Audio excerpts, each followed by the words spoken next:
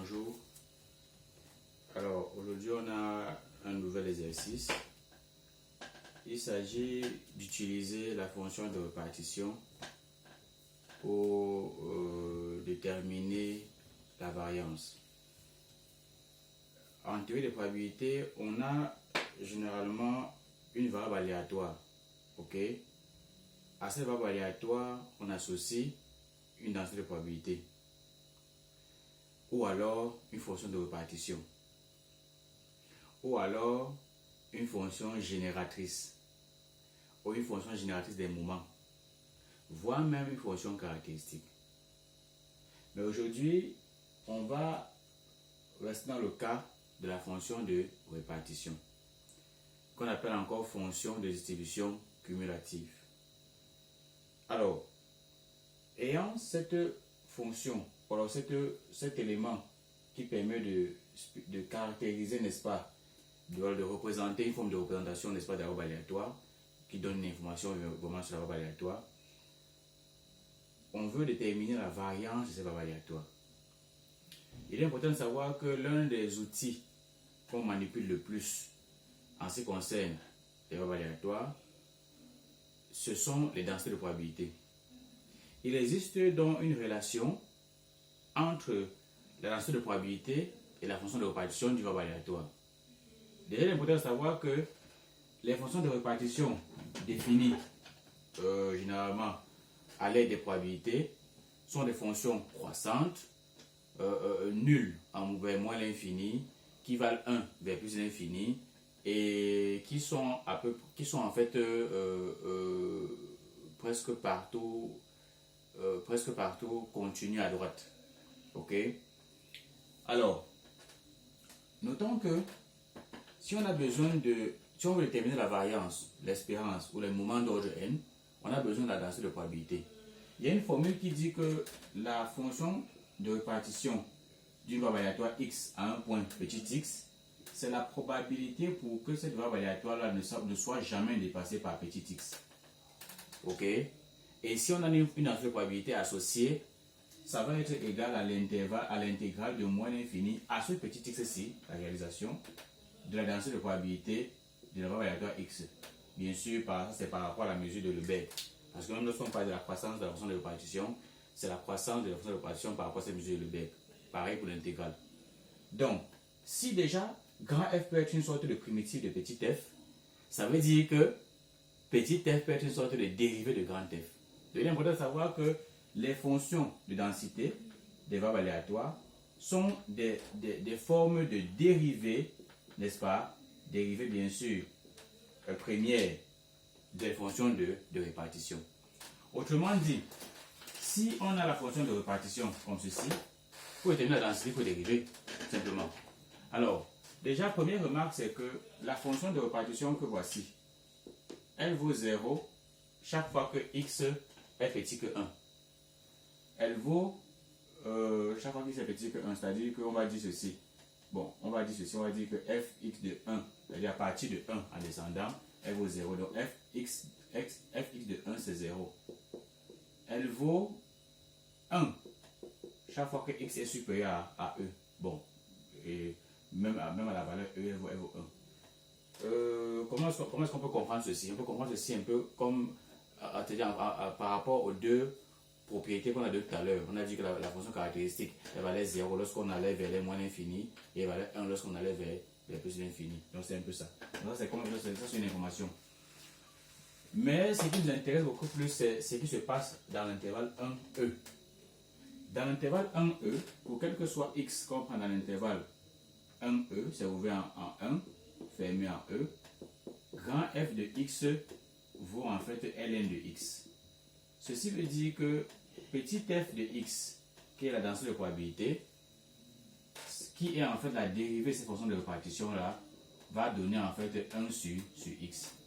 Donc la densité de probabilité de ces variables aléatoires dans l'intervalle 1e, c'est 1 sur x. Tout simplement. C'est 1 sur x. Alors, la première question, on va déterminer l'espérance. Parce que dans l'exo qu'on a, on voit bien qu'on détermine l'espérance. On demande de déterminer l'espérance le moment d'ordre 2, c'est-à-dire l'espérance de x au carré et la variance. Donc, en ce qui concerne l'espérance mathématique, par définition, l'espérance mathématique, ok, d'une variable aléatoire x, c'est l'intégrale de moins l'infini à plus l'infini, c'est-à-dire sur la droite réelle, de x, c'est-à-dire petit x, la réalisation de grand x, fois la densité de probabilité de ce x-là, dx.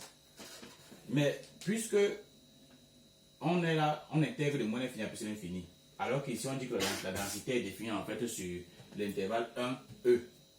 Ce qui veut dire forcément que l'intégrale de moins l'infini à 1, on aura l'intégrale de moins l'infini à 1, x, fx de x dx, ok, plus l'intégrale de 1 à e, x, fx de x dx, plus l'intégrale de e à plus l'infini, x, fx de x dx.